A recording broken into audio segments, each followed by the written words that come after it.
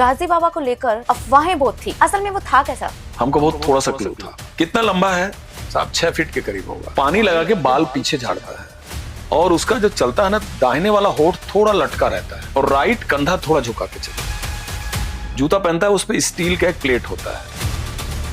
Loan Ulf attack ये है कि कोई अकेला सिरफिरा एक सिंगल आदमी है, जिहादी माइंड है उसका। माइंड के अंदर उसने एक जिहाद का एक कल्पना किया और वो किसी ग्रुप को ज्वाइन नहीं करना चाहता है। उसको क्या चाहिए? एक वेपन चाहिए, भीड़ भरा एरिया चाहिए और इतना फितूर बनाया कि उसको अपनी जिंदगी या जान से कोई प्रेम नहीं है। 1996 बड़गांव अटैक। तो जो भट्टे के अंदर छोटे छोटे कमरे होते हैं ना, उसमें वो शेल्टर लिए हुए थे, बैठे थे 4 टेररिस्ट। चाय लेने जब आगे बढ़ा तो उनको लगा ये हमारे लिए आगे बढ़ रहा है।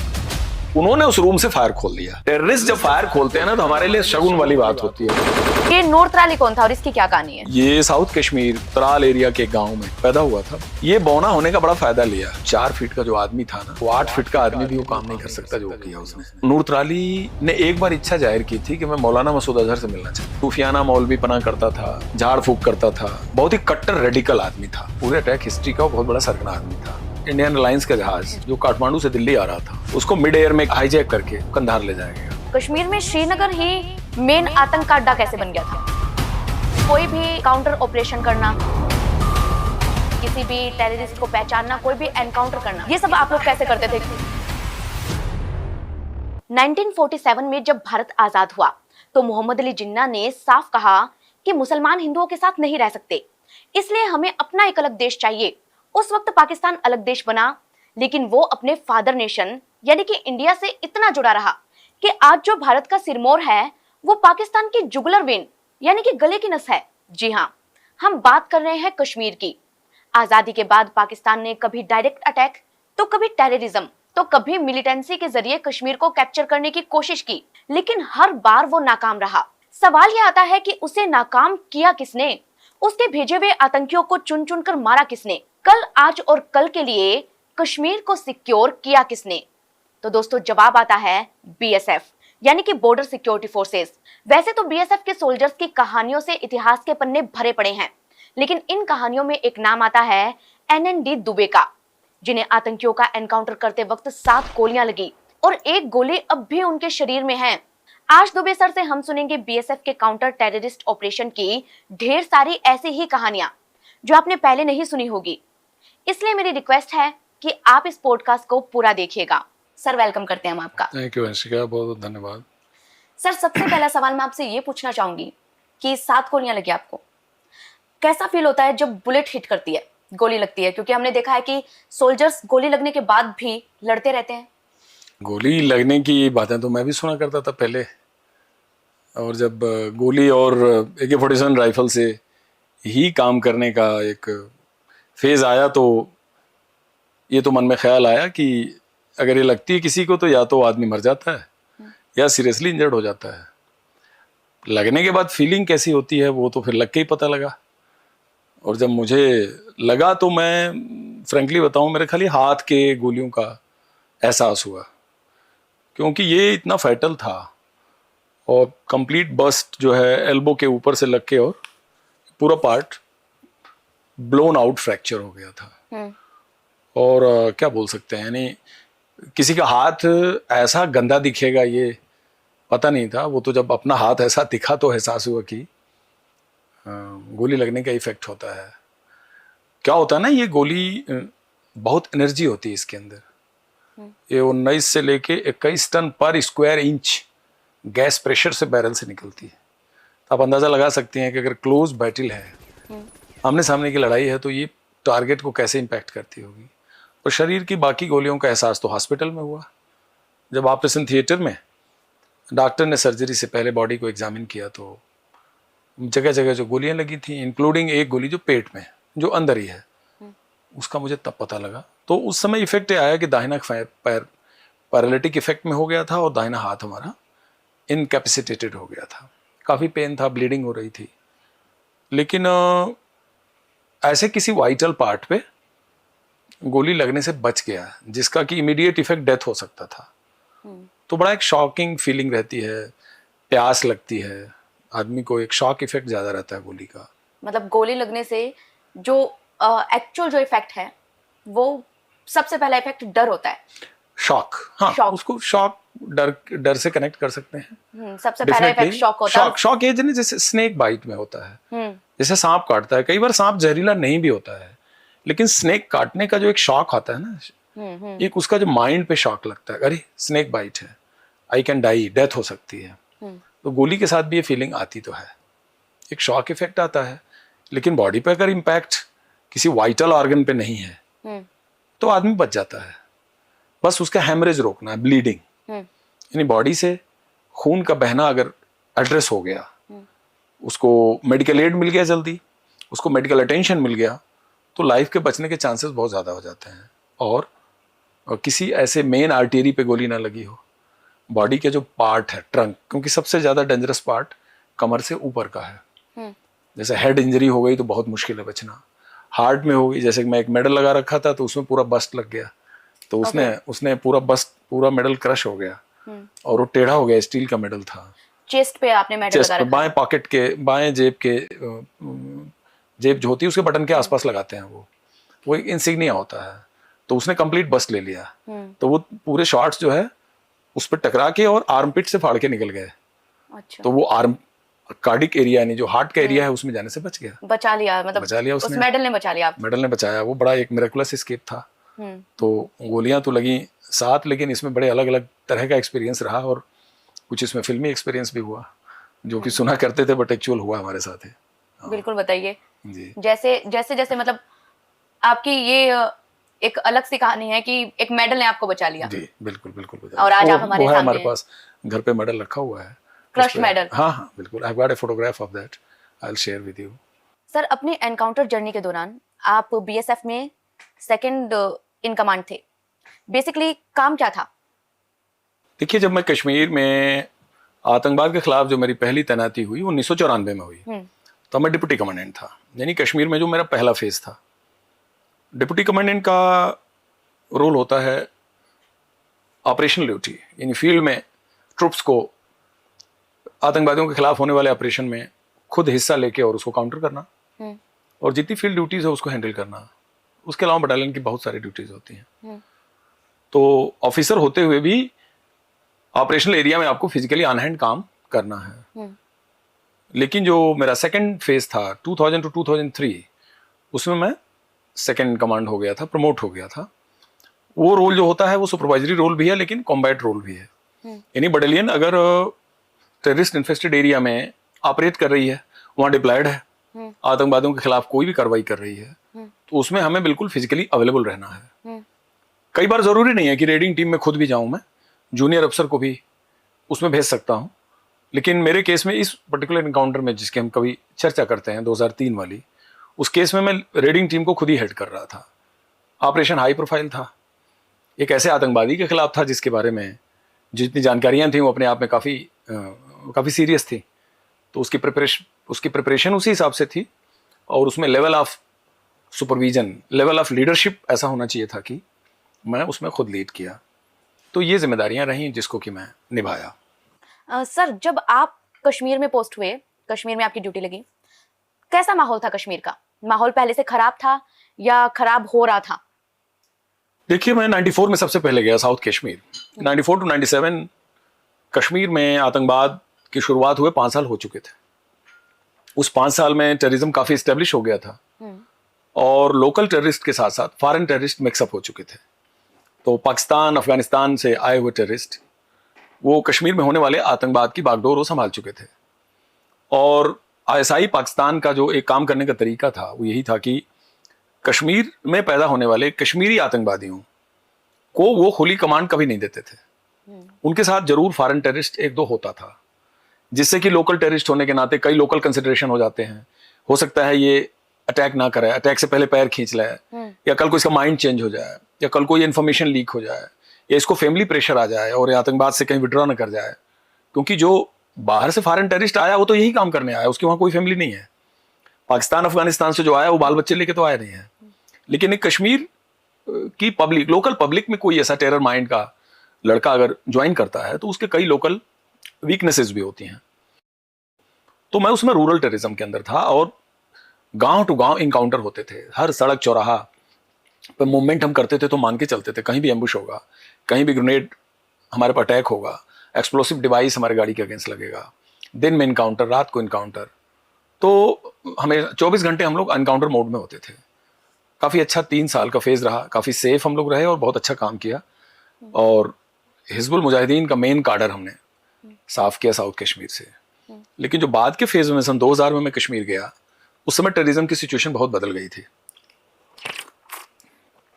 बदल इसलिए गई थी कि आपने देखा होगा घटनाक्रम 1997 के बाद इंटरनेशनल लेवल पर कुछ एक ऐसी घटनाएं हुई जो बहुत इंटरेस्टिंग रही और कश्मीर के टेररिज्म से उनका बड़ा सीधा लिंक है। पहली घटना होती है 1999, आपको पता है, करगिल का पूरा एपिसोड आपको मालूम है कि श्रीनगर लेह हाईवे को करगिल पर्टिकुलर एरिया में कट ऑफ करके और उस पूरे नॉर्दर्न पार्ट को भारत के डोमेन से अलग करके और पाकिस्तानी फोर्सेस उन हाइट्स पे बैठ के वो चाहती थी कि इंडिया का टोटल लॉजिस्टिक्स मूवमेंट सप्लाई हम वहां से कट ऑफ कर देंगे। इसके चलते उन्होंने पूरी हाइट्स पे कब्जा किया जाड़ों में, जिसको करगिल के तौर पे फिर वो ऑपरेशन हुआ, युद्ध हुआ और भारतीय सेना ने वापस उन हाइट्स को वापस लिया। दूसरी घटना हुई हाईजैकिंग ऑफ IC-814, भारत का इंडियन एयरलाइंस का जहाज जो काठमांडू से दिल्ली आ रहा था, उसको मिड एयर में किडनैप करके हाईजैक करके और उसको कंधार ले जाया गया। उसके एवज में भारतीय जेल से 3 बड़े खूंखार आतंकवादियों को छोड़ा गया था और उसके बाद उनमें से एक आतंकवादी मौलाना मसूद अजहर ने बहावलपुर में जनवरी 2000 में जैश ए मोहम्मद नाम के एक बड़े ही खतरनाक टेरर ऑर्गेनाइजेशन की स्थापना की और भारत के अंदर उसका डिप्टी चीफ गाजी बाबा उस समय ऑलरेडी कश्मीर के टेररिज्म को एक लाइनअप कर चुका था और उसमें बहुत सारी आतंकवादी घटनाएं उसने की। लेकिन मौलाना मसूद अजहर की रिहाई के बाद सन 2000 में जनवरी में जैश ए मोहम्मद बना और उसी के 3 महीने बाद अप्रैल 2000 में ब्रिटिश बार एक कश्मीरी बिलाल नाम के लड़के ने जैश के जानिब से 15 कोर हेडक्वार्टर के सामने सुसाइड अटैक किया और उसी साल दिसंबर में एक और अटैक हुआ। तो 2 अटैक 2000 में हुए। एक सुसाइड अटैक और हुआ था जिसमें आपको ध्यान होगा मेजर पुरुषोत्तम PRO 15 कोर शहीद हुए थे, वो भी 15 कोर हेडक्वार्टर के पास ही हुआ था। अब आता है सन 2001 जिसमें जम्मू कश्मीर असेंबली अटैक 1 अक्टूबर को होता है और दिल्ली शहर के अंदर 13 दिसंबर 2001 को पार्लियामेंट अटैक होता है। तो आप देखें ये फेज जो था ना 97 के बाद वाला फेज, एक कश्मीर ही नहीं वर्ल्ड हिस्ट्री में वर्ल्ड के टेररिज्म के एक मैप पे काफी लैंडमार्क और काफी मुकाम वाले आतंकवादी घटनाएं इस दौरान हुई। और उसी ही क्रम में श्रीनगर सिटी एक तरह से पिस्टल शूटिंग और ग्रेनेड फायरिंग की वजह से एक तरह से इतना ज्यादा कैजुअलिटी प्रोन हो गया था कि कोई भी यूनिफॉर्म फोर्स का आदमी हो, army, SSB, BSF, ITBP, CRPF, JK police को साइलेंसर पिस्टल से आतंकवादी भीड़ भरे एरिया में मौका लेके और मार देते थे। तो ये एक बड़ा चैलेंजिंग सिचुएशन था और यही वो फेज था कि सुसाइड अटैक्स मैक्सिमम हुए। आत्मघाती हमले का पूरा कॉन्सेप्ट सन 2000, 2001, 2002, 2003 आई थिंक 3 तक मैक्सिमम था, कुछ थोड़ा बहुत 4 में हुआ होगा। मतलब सिचुएशन जो है वो बिगड़ती चली गई कश्मीर में। बिल्कुल। और लेकिन जैसे आपने बताया कि जब आप कश्मीर में पोस्ट हुए थे, है ना, हम हमेशा ये देखते हैं कि इंडिया के दूसरे स्टेट्स की हम बात करते हैं, मान लीजिए कि कोई भी स्टेट है, अलग अलग स्टेट के अलग अलग गांव, शहर, वहां कोई ना कोई इशू हो सकता है, लेकिन मोस्टली जो कैपिटल सिटी होती है, जो स्टेट का फेस होती है, वो हमेशा चमचमाती रहती है हर स्टेट की। पर कश्मीर में ऐसा नहीं था। कश्मीर में श्रीनगर ही मेन आतंक का अड्डा कैसे बन गया था? एक्चुअली आप श्रीनगर भारत के हिंटरलैंड के तमाम राज्यों की राजधानी से कंपेरेबल नहीं है, क्योंकि पूरे JNK में प्रॉब्लम थी, खास करके कश्मीर में ज्यादा थी और नॉर्दर्न कश्मीर में बहुत ज्यादा थी, नॉर्दर्न जम्मू में। तो by virtue of being capital Srinagar तो उसका एक राजधानी था। और श्रीनगर शहर का सबसे बड़ी बात ये थी कि श्रीनगर शहर तो एक तरह से बहुत बड़ा आइडियोलॉजिकल सेंटर था। उसमें डाउनटाउन एरिया एक है जो बहुत ही भीड़ भरा एरिया है कश्मीर में, डाउनटाउन एरिया। वहाँ अपटाउन और डाउनटाउन 2 एरियाज हैं। यानी एक वो एरिया है जो पुराना श्रीनगर है, उसको डाउनटाउन बोलते हैं। वो एरिया मैक्सिमम झेलम नदी के दोनों किनारे बसा हुआ है। अपटाउन है जो थोड़ी सी ऊंचाई पे है और थोड़ा सा बाद में बसा है और थोड़ा ऑर्गेनाइज तरीके से बसा है। अब बात आ जाती है कि वहां क्यों इतना ज्यादा रेडिकलाइज हुआ। तो आपको बताऊं, जो all party Hurriyat conference, Hurriyat के जितने दफ्तर थे वो सब श्रीनगर के अंडर थे। श्रीनगर शहर के अंदर थे, राजबाग। इसी तरह से जमात इस्लामी के जो सबसे बड़े उसके ध्वजवाहक रहे हैं जिलानी का भी घर वहीं था। और जितने सेपरेटिस्ट ग्रुप्स के हेड्स थे सबका मुख्यालय श्रीनगर शहर के अंदर था। यूनाइटेड नेशन मिलिट्री ऑब्जर्वर्स अनमार्क का United Nation military observer group का मुख्यालय गुपकार रोड पे था।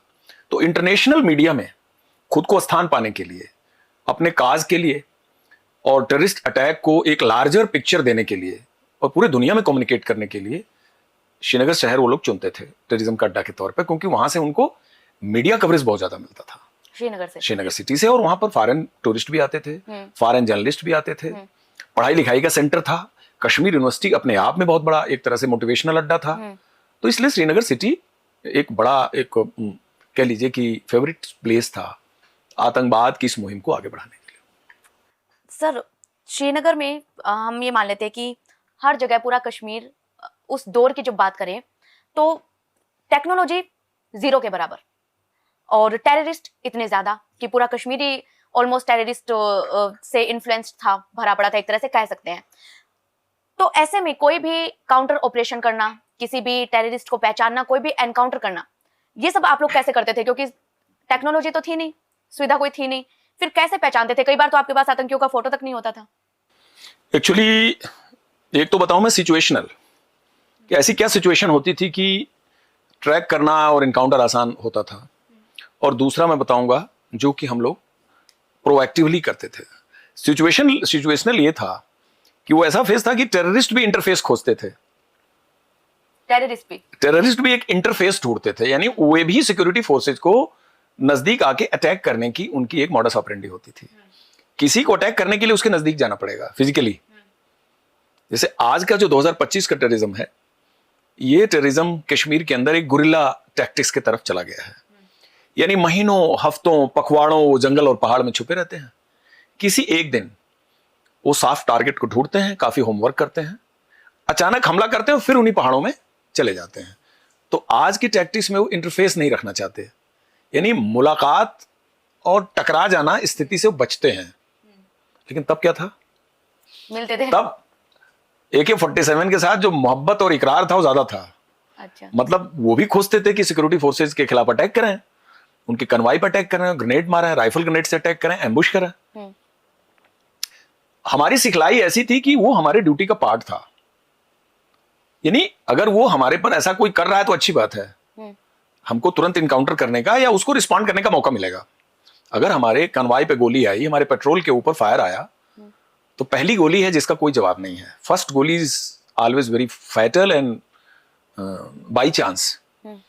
तो टेररिस्ट के बैरल से निकलने वाली जो पहली गोली, उसका तो आंसर नहीं है।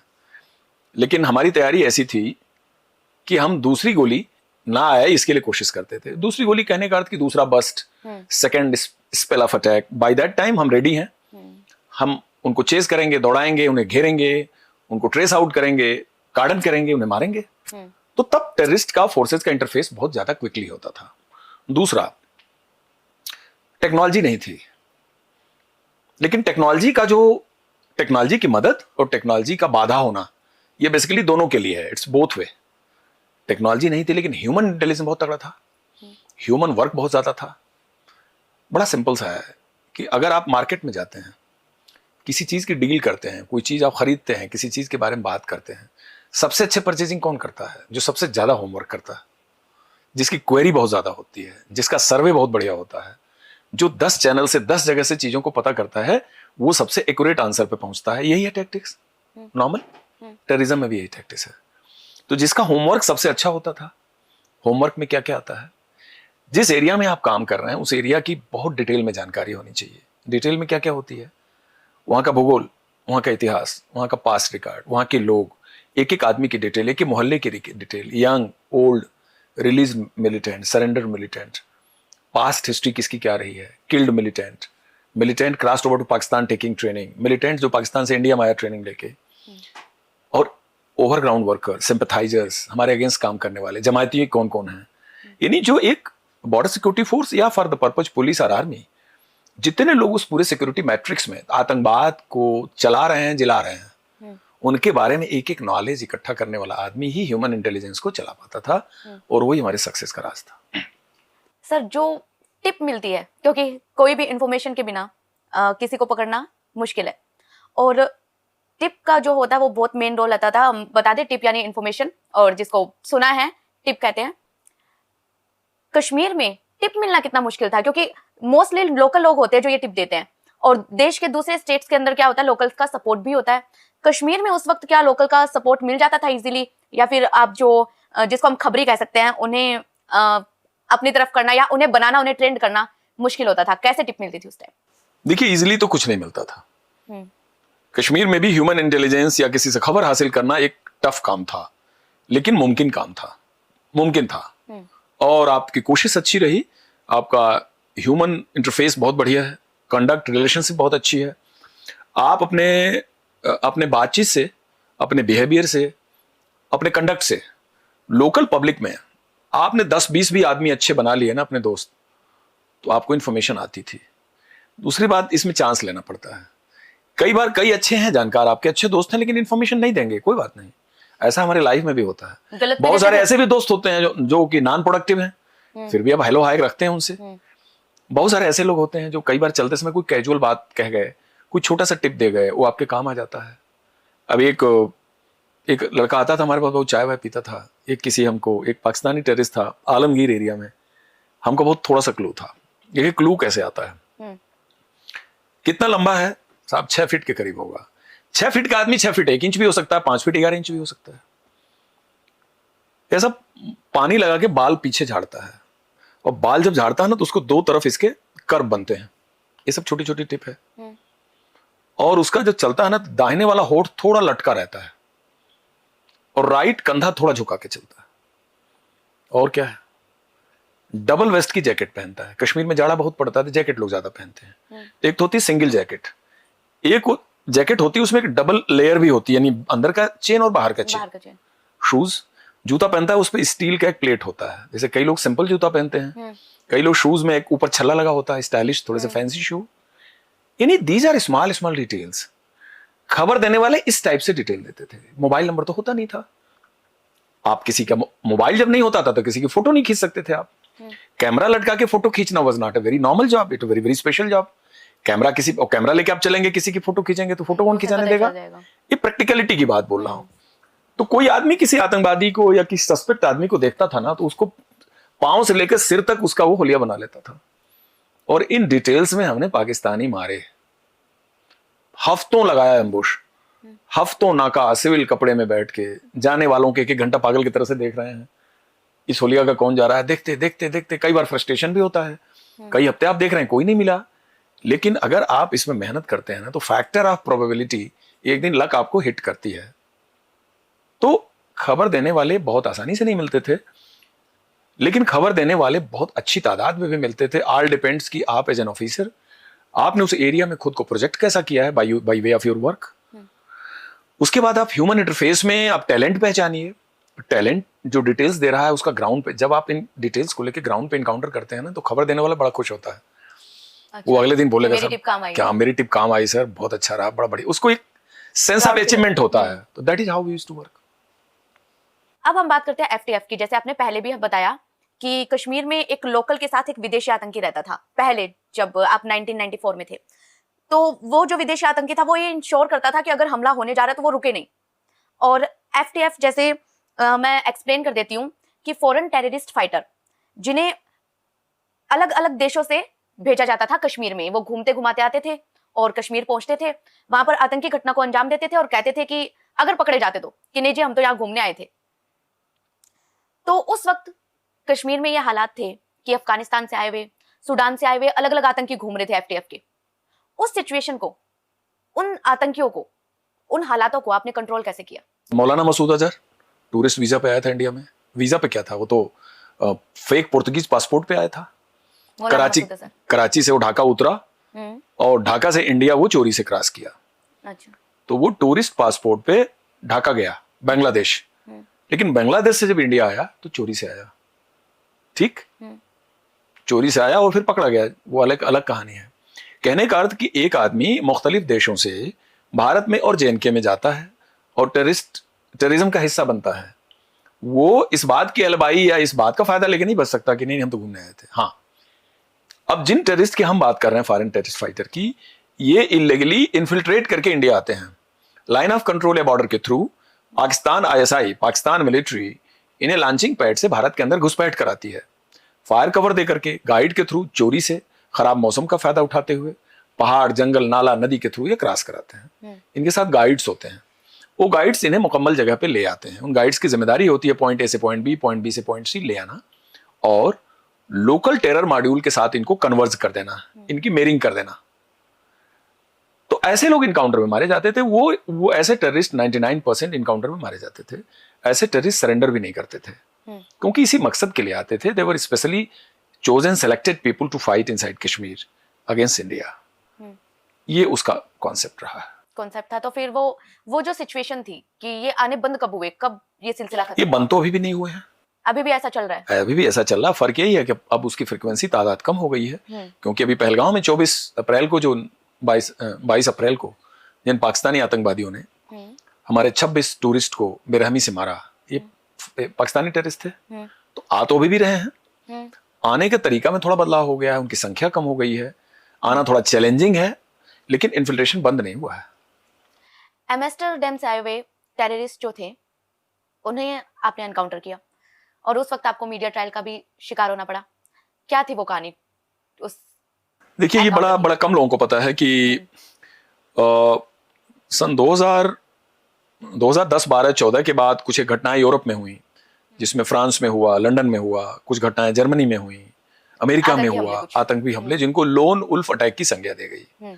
लोन उल्फ अटैक ये है कि कोई अकेला सिरफिरा एक सिंगल आदमी है, जिहादी माइंड है उसका, माइंड के अंदर उसने एक जिहाद का एक कल्पना किया और वो किसी ग्रुप को ज्वाइन नहीं करना चाहता है, वो एक सेल्फ रेडिकलाइज्ड है। यानी मन के अंदर उसने एक फितूर बना लिया। उसको क्या चाहिए? एक वेपन चाहिए, भीड़ भरा एरिया चाहिए, और इतना फितूर बनाया कि उसको अपनी जिंदगी या जान से कोई प्रेम नहीं है। उसको है कि मैं अटैक करूंगा, मैं भी मारा जाऊंगा। तो वो इस तरह के एफर्ट करता है, उसको लोन उल्फ अटैक कहते हैं। उसमें कोई और दोस्त नहीं होता। ऐसे अटैक्स वर्ल्ड में बहुत हुए, लेकिन इस तरह का एक अटैक सन 2000 के विंटर्स में श्रीनगर में भी हो चुका है, जिसमें बीएसएफ की एक पेट्रोल पार्टी खयाम चौक डाउनटाउन से मॉर्निंग में पेट्रोल पार्टी रिलीव होकर अपने टैक हेडक्वार्टर ममता होटल डलगेट की तरफ जा रही है। दूरी बीच में सिर्फ 300 मीटर दूरी है। वो पेट्रोल पार्टी खाली बंकर में उस तिराहे की रक्षा करती है, निगरानी करती है। वो सुबह के समय आ रही होती है। आती कैसे है? उसकी रिलीव, उसकी बदली पार्टी वहां पहुंचती है, तब पिछली पार्टी आती है। नाइट की ड्यूटी है, रात को जो ग्रुप गया पूरी रात रहेगा, सवेरे उसे वापस आना, फ्रेश ट्रुप्स भेजने हैं, यानी चेंज करना। चेंज के बाद ट्रुप्स आ रही है। अब ये प्रोसेस डेली का है। मैं उस हेडक्वार्टर में था, मेरी बटालियन थी। सवेरे करीब 7, 7:30 के करीब अचानक AK-47 की फायरिंग की तर तर तर तर तर आवाज आई। सुबह का टाइम था। तो उसका पहला रिएक्शन क्या होता है कि हमारे कैंपस पे अटैक हो गया। AK-47 लिया, मैं भागा कैंपस गेट की तरफ। तब तक तो फायरिंग बंद हो गई। क्या देखा कि हमारे 2 जवानों को कुछ जवान मदद करके उठा के ला रहे हैं, गेट के अंदर ला रहे हैं, और ये चिल्ला रहे हैं, सर चाकू से अटैक हो गया। चाकू से अटैक उससे पहले मैंने कभी कश्मीर में सुना नहीं था, और उसके बाद भी नहीं सुना। अच्छा। उनके फिंगर्स कटे हुए हैं, क्योंकि जब चाकू से अटैक हो रहा है तो खुद को बचाने के लिए चाकू का ब्लेड पकड़ते हैं, तो फिंगर उनकी कट जाती है। और इस छीना झपटी में एक जवान के आंख के ऊपर स्टैबिंग भी हो जाती है। उसकी ऑप्टिकल नर्व चली गई, उसकी आंख ही चली गई एक। तो बड़ा एक हैरानी का सबब है कि AK-47 की आवाज भी आ रही है। मैं बाहर निकला तो देखा चाकू से इंजर्ड हमारे जवान अंदर आ रहे हैं। और सबको शांत। रोड पे आया तो 2 टेररिस्ट मरे पड़े हुए। जवानों से जब पूछा तो बोले, साहब हम जब अपनी पोस्ट से रोड के साइड में पैदल आ रहे थे, ममता होटल जो हमारा टेक्टिकल हेडक्वार्टर था, अपोजिट साइड से 2 लोग आ रहे थे, और दोनों के हाथ में कुछ नहीं था, खाली था। मतलब वही नहीं बोले कि उन्होंने चाकू पकड़ रखा था, बोले खाली जैसे आदमी चलता है। हम भी अनमाइंडफुल थे कि 2 खाली लोग आ रहे हैं, हम हथियार लेके जा रहे हैं। ऑल ऑफ सडन वो दोनों जब हमको क्रॉस किए तो दोनों झटके से मुड़े, और मुड़ करके उन्होंने जैकेट के पीछे ट्राउजर में उन्होंने चाकू रखे थे, चाकू निकाला और हमको चाकू से अटैक किया, और अटैक के साथ साथ हमारी राइफल छीनने लगे। उन्होंने अटैक के साथ साथ मारे और सोचा कि उसी झटके में राइफल छीन लें, उनके हाथ में वेपन आ जाए। अच्छा। राइफल छीन नहीं पाए क्योंकि राइफल चेन के साथ सिक्योर्ड थी बेल्ट से। तो छीना झपटी में उनके हाथ में मैगजीन आ गई, राइफल नहीं आ पाई।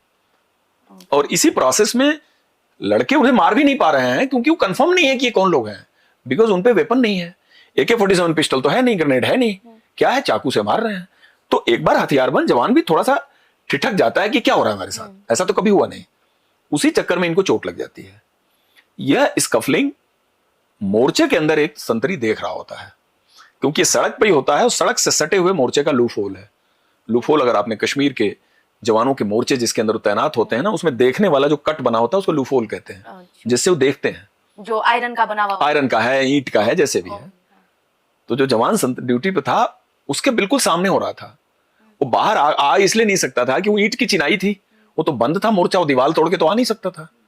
तो उसने लूफोल से मारा गोली और इन दोनों को मार दिया जो स्कफल कर रहे थे, जो वो मारने की कोशिश कर रहे थे। और मारने में भी बड़ा ध्यान उसने रखा कि अपने जवान को ना गोली लग जाए, क्योंकि तो फिजिकल फाइट हो रही है ना। जब जाके पूरा सीन देखा मैंने तो मैं हैरान, मैंने कहा ये तो कमाल हो गया। उसके बाद उनकी आइडेंटिटी हमने स्टैब्लिश की, तो अचानक हल्ला हो गया मीडिया में कि साहब वो 2 टूरिस्ट को मार दिया, दोनों फॉरेनर दिख रहे थे, और उसमें बड़ी कहानियां चली और बड़ा मुश्किल हो गया। तो हमारे IG साहब आए, उन्होंने बोला सीन ऑफ क्राइम जैसे है वैसे रहने देना, कुछ मत करना, जो जैसे ओरिजिनल होता है let it go to the people. फिर हमने उसको चेक किया तो हमें उसके जेब से जो कुछ डॉक्यूमेंट्स निकले, फिर उसको हमने JNK बैंक से उसके डॉलर एक्सचेंज का डेटा निकाला। फाइनली हम लोगों ने आइडेंटिटी निकाल ली and they were found to be the known criminal of Holland. और ये टूरिस्ट हॉलैंड के थे, एम्स्टर्डम के थे, अल बकूली अहमद और एक का और नाम ऐसे था। वो चेचनिया वार वगैरह और अफगानिस्तान वार से वो मेंटली एग्रीव्ड थे। उनके दिमाग में ये जुनून था कि वर्ल्ड ओवर मुसलमानों को टारगेट किया जा रहा है, और JNK इज वन प्लेस की जहां उनके साथ उनको टारगेट कर रही है सिक्योरिटी फोर्सेस। तो वो टूरिस्ट वीजा पर आए, दिल्ली आए। दिल्ली से वो घूमते घामते श्रीनगर पहुंचे, उनका कोई कश्मीर में कांटेक्ट नहीं था। वो टूरिस्ट रिसेप्शन सेंटर आया, डॉलर एक्सचेंज कराया, हाउस बोट के अंदर चेक इन किए, और सुबेरे सुबेरे उन्होंने पड़बड़ रखा था कि डल गेट एरिया में बड़ी फोर्सेस डिप्लॉयड हैं और हर 50 मीटर पर फोर्सेस थी। सुबह वो निकले and they took a chance. उन्होंने चांस लेने की कोशिश करी कि क्या पता चाकू मार के हथियार हमारे हाथ में आ जाए। अगर उनका कोई कांटेक्ट होता तो उनको तो हाउस बोट में हथियार डिलीवर कर देता, तो वेपन के साथ बहुत बड़ा कांड कर सकते थे। उस मिशन में वो सक्सेसफुल नहीं हुए, दे वर किल्ड। तो वो बड़ी रोचक स्टोरी रही, थोड़ी और डिटेल में है, but to cut it short by 11:30 things were clear कि they were the wanted criminals for the government of Netherland. फिर उनका डोजियर आया, उनकी क्रिमिनल हिस्ट्री आई, उनके रक्सैक से जो डॉक्यूमेंट निकले, चाकू का पूरा रहस्य निकला, तब जाके केस नॉर्मलाइज हुआ। 1996 बड़गांव अटैक, 1990 बड़गांव एनकाउंटर। हाँ, ये एरिया था बेसिकली, ये वो टाइम था कि जब हम इंफॉर्मेशन बेस्ड भी घेराबंदी और तलाशी करते थे और बिना इंफॉर्मेशन के भी करते थे। बड़गांव वाले एरिया में या फिर सब जगह? तो हमारी बटालियन थी पुलवामा में, सब जगह नहीं, सब जगह। यही हमारा तरीका था ऑपरेशन का, जिसको कहते हैं एरिया डोमिनेशन। तो कई बार तो पता होता था इस गांव में टेररिस्ट, इस गांव में, इस मोहल्ले में, इस घर में है, इसको कहते हैं प्लान्ड कार्डन एंड सर्च। यानी हमको पता है, हमने योजना बनाई, घेराबंदी करी, तलाशी की, टेररिस्ट मिला, नहीं भी मिला, इनकाउंटर हुआ। ये तो हो गया प्लान्ड। दूसरा होता था कि जिसमें हमको पता नहीं है यहाँ टेररिस्ट है, हम अनट्रेंडम करते थे, रैंडम करते थे। जैसे कई बार आप रैंडम कोई चीज खोजते हैं और आपको कामयाबी मिल जाए। जो हम रैंडम करते थे उसके 2 फायदे थे। रैंडम में जरूरी नहीं है टेररिस्ट मिला है, लेकिन टेररिस्ट को हमेशा इस बात का डर रहेगा कि किसी भी गांव में तलाशी हो सकती है, तो वो भागता फिरेगा, श्योर नहीं है ना कि होगी कि नहीं होगी। तो अचानक एक वानपुरा गांव था, हमने प्लान किया कि वानपुरा का कार्डन सर्च करेंगे। तो मैप रख लेते थे और मैप पे हम बना लेते थे रोस्टर, इस गांव का इतने दिन, इस तारीख को नंबर, इस गांव का इस तारीख का नंबर। वो हमारे पास सीक्रेट डेटा रहता था। मॉर्निंग में प्लान किए तो हर गांव वाला ये सोचता था कि हमारे गांव में तलाशी होनी है। उस गांव में हो चाहे ना हो, किसी और में हो, लेकिन खौफ रहता था। उस गांव का हमने भोर में कार्डन सर्च के लिए, वही स्टैंडर्ड ड्रिल थी, 3:30 निकल लेते थे भोर में, 5 बजे तक गांव घेर लेते थे। सुबह 3:30 आप निकले? 3:30, हाँ। डिस्टेंस अगर ज्यादा दूर है तो और पहले निकलते थे, करीब डिस्टेंस है तो। पर कोशिश रहती थी कि अर्ली मॉर्निंग ड्रिल ही यही था, अर्ली मॉर्निंग। तो उसमें नियम होता था, पूरे गांव को एक जगह इकट्ठा करना पड़ता था। एक जगह इकट्ठा करने के बाद घरों की तलाशी ली जाती थी। तलाशी लेती थी तो एज पर रूल अपनी ट्रुप्स होती थी। हर तलाशी ग्रुप में एक गांव का मेंबर होता था। घर की तलाशी चल रही तो गांव का एक मेंबर होता था, और वो तलाशी, और उसमें लेडीज को इकट्ठा हम नहीं करते थे, खाली मेल इकट्ठा होते थे।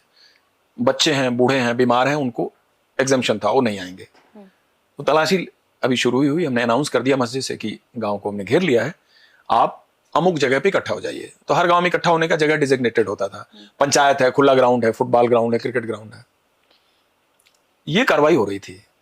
तो जो घिरा हुआ था वहाँ ईंट का भट्ठा था एक बहुत बड़ा, तो उसमें बिहार के लेबर थे जो ईंट बना रहे थे। हाँ, ब्रिक किल्न में अभी भी वहां पर बिहार और रांची के लेबर बहुत ज्यादा है अभी भी कश्मीर में। और आपने देखा भी होगा कि आतंकवादियों ने पिछले कई सालों में नॉन रेजिडेंट कश्मीरी को भी गोली मारा है। जो नॉन कश्मीरी है उसको ढूंढ ढूंढ के मारा है गोली इन लोगों ने, जिसमें जोजिला पास में अभी जो काम चल रहा था उसमें भी मारा है लेबर्स को 2025 में। वो बेचारे बेगुनाह लेबर, दिल्ली दहाड़ी वाले, बाल बच्चे लेके पेट पाल रहे हैं, उनको लोग जाके गोलियां मार देते हैं।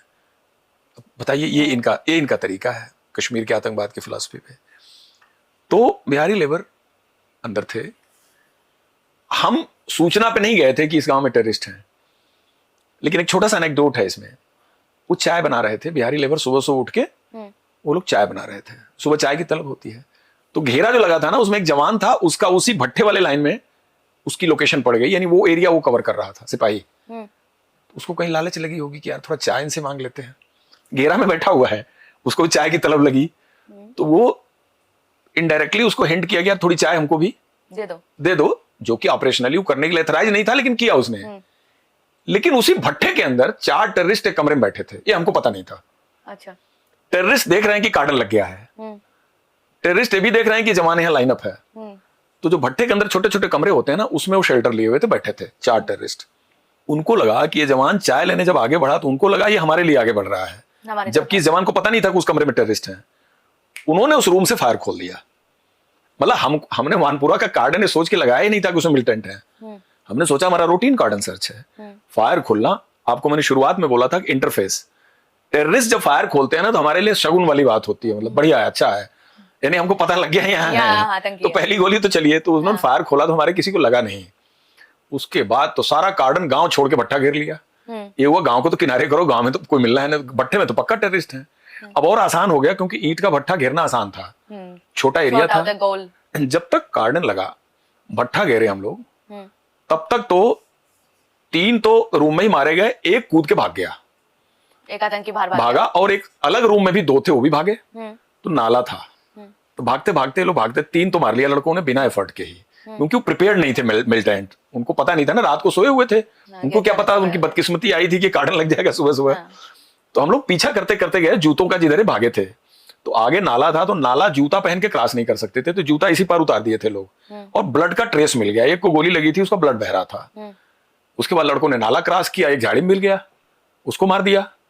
तो वो पूरा ग्रुप मारा गया चेज करके, उसको वानपुरा पोहरू इनकाउंटर के नाम मारा गया। तो इधर हेडक्वार्टर में खबर आई, वाह वाह मच गई, बोले यार तो सारे मार दिए टेररिस्ट हमने, जितने थे सब मारे गए। बड़ा मजा आया कि यार ये तो बड़ा सक्सेसफुल इनकाउंटर, हमारा कोई लॉस नहीं हुआ, clean, neat and clean operation, किसी को कुछ नहीं लगा। तो ये मैं कहानी आपको इसलिए सुनाया कि कश्मीर में उस जमाने में टेररिस्ट थे इतने तादाद में, कोई भट्ठा में 6 सो रहा है, तो कोई मक्के के खेत में है, तो कोई गांव में छुपा हुआ है, कोई पहाड़ी के ठोक में पड़ा हुआ है। उस समय तादाद ज्यादा थी, और कामयाबी उसको मिलती थी जो एरिया में खूब चलता था। सुबह शाम चल रहा है, पेट्रोल पार्टी चल रही है, कंपनी मूव कर रही है, पहाड़ है, जंगल है, पैक खाना खा ले गया, वहीं खाना खा लिया, पराठा सब्जी खा लिए, वहीं से चल दिए, शाम को आ गए थके हारे, चाय चली गई। यानी जितना एरिया आप डोमिनेट करेंगे अपनी जिम्मेदारी के इलाके में, जितना पैदल आप चलेंगे, जितना गांव गांव घूमेंगे, उतना चांस इनकाउंटर का बढ़िया होता था। तो कश्मीर आतंकियों से, मतलब कहीं भी सिक्योरिटी फोर्सेस को आतंकी मिल जाते थे, लेकिन एक जो नाम है गाजी बाबा, वो नाम सुन के आपके मन में क्या आता है? देखिए, वो नाम सुन के एक तो ये आता है कि इंडिया का ओसामा बिन लादेन मारा गया, क्योंकि गाजी बाबा का स्टेटस भारत के ओसामा बिन लादेन का था जब उसने संसद पर अटैक किया उसके बाद से। दूसरा, उस ऑपरेशन को 17 महीने मेहनत करने के बाद हमने किया, और उस ऑपरेशन को मैंने लीड किया। बीएसएफ का वो मदर ऑफ ऑल ऑपरेशंस कहा जाता है। सीमा सुरक्षा बल ने एक ऐसा काम किया जिससे इस ऑर्गेनाइजेशन का बहुत मान बढ़ा, और पार्लियामेंट अटैक के मेन एक्यूज्ड, उसके को एक्यूज्ड और तीसरे पाकिस्तानी, तीनों को ही एक इनकाउंटर में मार गिराने का मौका मिला। डिप्टी प्राइम मिनिस्टर का अप्रिसिएशन मिला कि ओसामा बिन लादेन को अमेरिका अभी तक नहीं मार पाया, और बीएसएफ ने हमारे मोस्ट वांटेड टेररिस्ट को मार दिया। हमारी इंडियन डेमोक्रेसी पर अटैक करने का जो एक धब्बा लगा था हमारे देश पे, उस धब्बे को हटाया, और बड़ा नीट एंड क्लीन ऑपरेशन हुआ। किसी सिविलियन पब्लिक को एक गोली भी नहीं लगी। दुख से हमारी एक शहादत हुई कांस्टेबल बलबीर सिंह की, जो हमारा साथी था मेरे इनकाउंटर में। मेरे बेनू चंद्रन सीपी त्रिवेदी, 2 और ऑफिसर मेरे साथ थे, हिमांशु गौड़, बाकी पूरी टीम थी बीएसएफ की। और टोटली हम लोगों ने मेहनत और छोटे छोटे जिसको बोलते हैं ना क्लू, को जोड़ के ऑपरेशन किया था। कोई टेक्नोलॉजी नहीं थी। और सबसे बड़ी बात थी कि प्राइम मिनिस्टर महोदय का दौरा था उस दौरान श्रीनगर में। वो जिस दिन दौरा उनका खत्म हुआ उसी रात वो ऑपरेशन हुआ और इस ऑपरेशन को बहुत सराहा गया। और उसके बाद जैश ए मोहम्मद आतंकवादी संगठन 13 वर्ष तक कश्मीर की धरती पर ठंडा रहा। 2016 तक ठंडा रहा, एक इतने टॉप लीडर के मारे जाने के बाद। और बाकी तो आप ऑपरेशन सिंदूर में बहावलपुर मौलाना मसूद अजहर की कहानी आपको भी पता ही है, 15 दिन 10 दिन पहले की बात है। और इस ऑपरेशन में मुझे गोलियां लगी, इसमें 12 गैलेंट्री अवार्ड मिले, 2 डिफेंस गैलेंट्री अवार्ड मिले, कीर्ति चक्र मुझे मिला, second highest defence gallantry award, Shaurya Chakra constable Balbir Singh को, शहीद बलबीर सिंह को, बाकी हमारे 10 दोस्तों को president police medal for gallantry और करीब 8 या 9 लोगों को आउट ऑफ टर्न प्रमोशन मिला था। डायरेक्टर जनरल कमेंडेशन तो करीब 1,500 2,000 के करीब लोगों को मिला। और इस ऑपरेशन ने बीएसएफ का बड़ा मान उठाया, बीएसएफ की इमेज को बड़ा लिफ्ट किया काउंटर इंसर्जेंसी ऑपरेशन में। और सारे ऑर्गेनाइजेशन ने बड़ा ऑनेस्टली इस ऑपरेशन को अप्रिशिएट किया था। गाजी बाबा को लेकर अफवाहें बहुत थी, असल में वो था कैसा? अफवाहें कुछ शायद इस वजह से थी कि किसी ने उसको बहुत ढंग से देखा नहीं था, उसकी कोई तस्वीर नहीं थी पब्लिक डोमेन में। तो जो इंट्रोगेशन के बल के बेस पे जो उसके हुलिया वगैरह पब्लिक को पता था, पुलिस के पास थे, इंटेलिजेंस एजेंसी के पास थे, तो जितने मुंह उतनी खबरें, लोग जितना उसके बारे में कुछ इमेजिनेटिव चीजें भी कहते थे।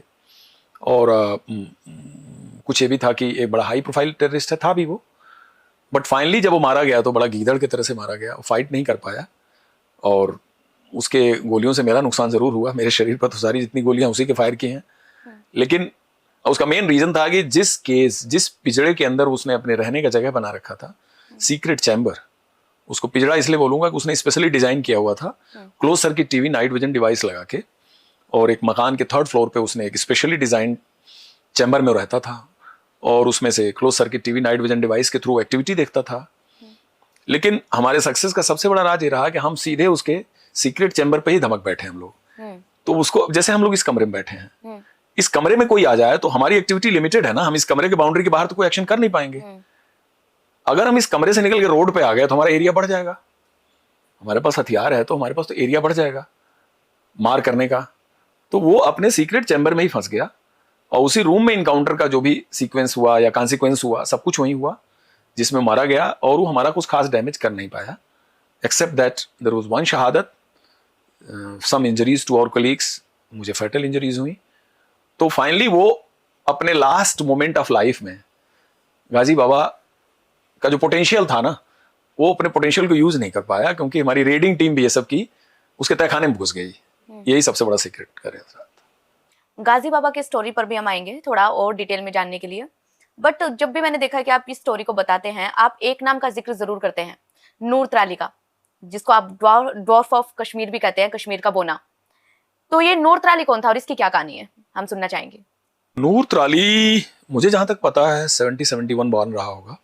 ये साउथ कश्मीर त्राल एरिया के गांव में पैदा हुआ था। बचपन से ही ये डिफॉर्मिटी थी इसके शरीर में and his height never grew beyond 4 feet. 4 feet का बौना था। बौना होना उसके लिए बड़ा वर्चू था। बौना होना एक तो बड़ी खराब बात है, गलत बात है। कोई बौना हो तो ये तो उसके साथ बड़ा बेइंसाफी है, शरीर का हैंडीकैप माना जाता है वो आदमी। ये बौना होने का बड़ा फायदा लिया त्राली। रीजन में कि कोई बौना हो फिजिकली इस टाइप के, तो वो पब्लिक की सिंपैथी बहुत लेता है। लोग उसको इस नजर से देखते हैं, अरे ये क्या करेगा, 4 फीट का आदमी है, क्या करेगा, 6 फीट का आदमी तो कुछ कर नहीं सकता। आम धारणा मैं बोल रहा हूँ, लोग उसको बड़ा एक नेग्लेक्टेड आई से देखते हैं।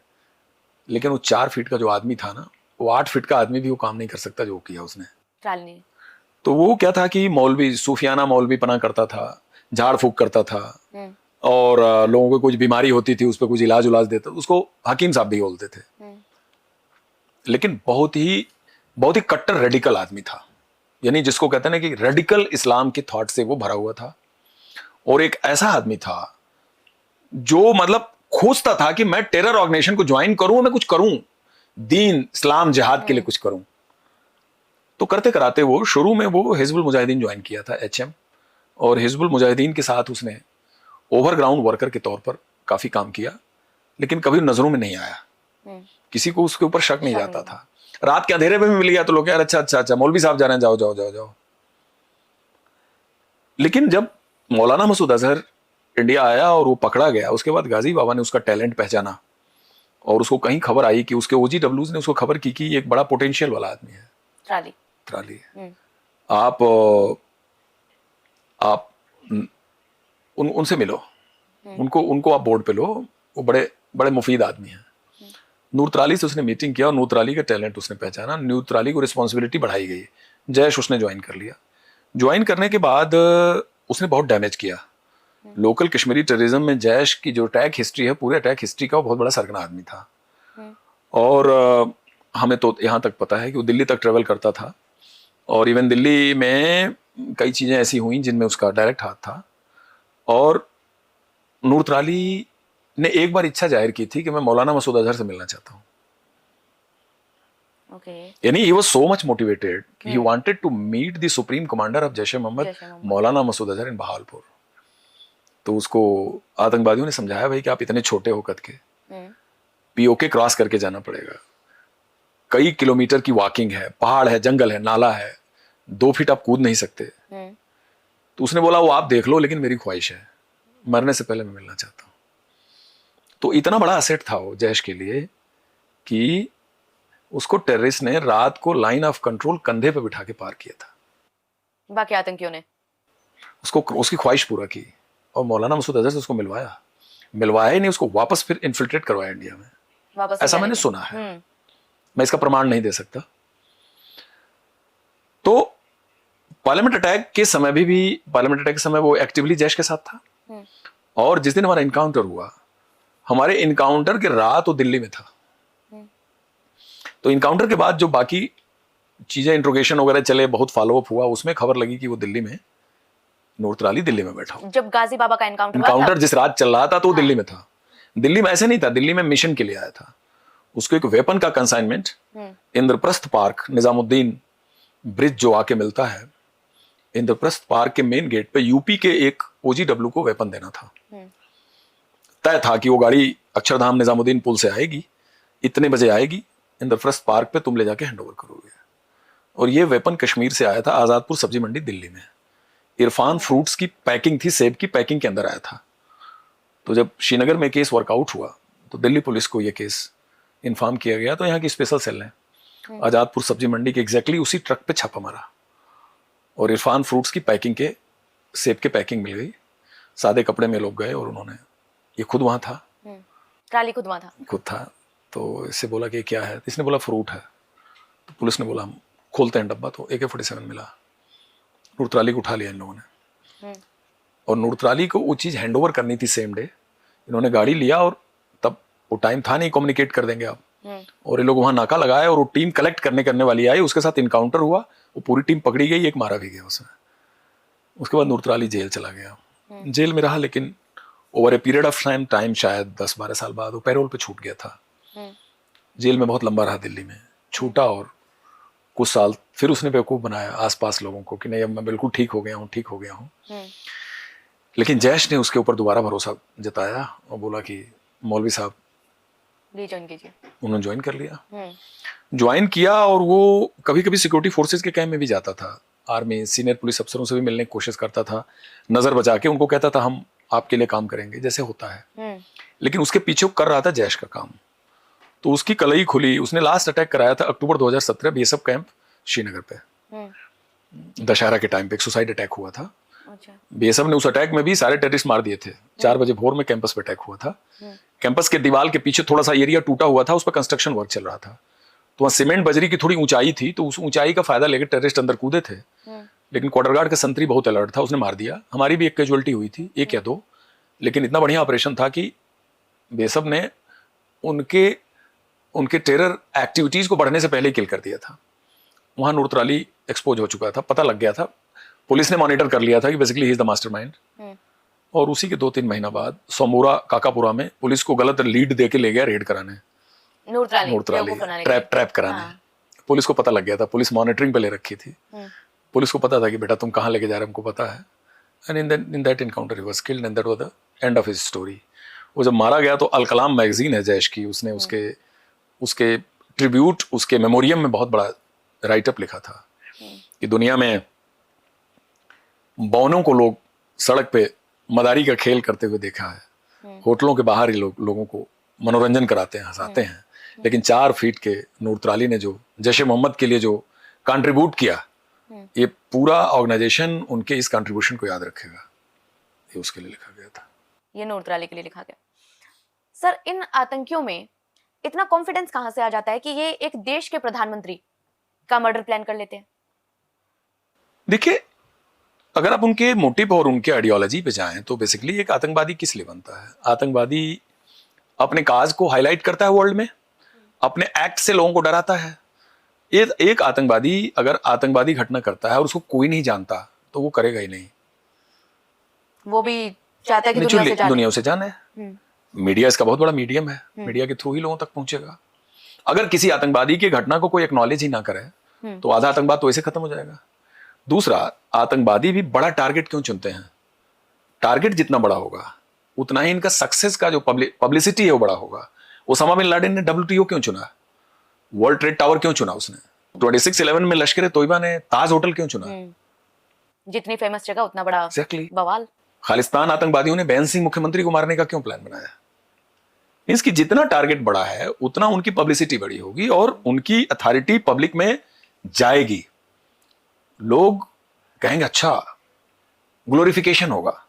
कश्मीर के अवाम में पब्लिक कहेगी अरे, कंट्री का सरबराह चीफ, कंट्री के इतने बड़े लोग अगर सेफ नहीं हैं तो आतंकवादी बहुत तगड़े हैं, ये तो कुछ भी कर सकते हैं। यही है।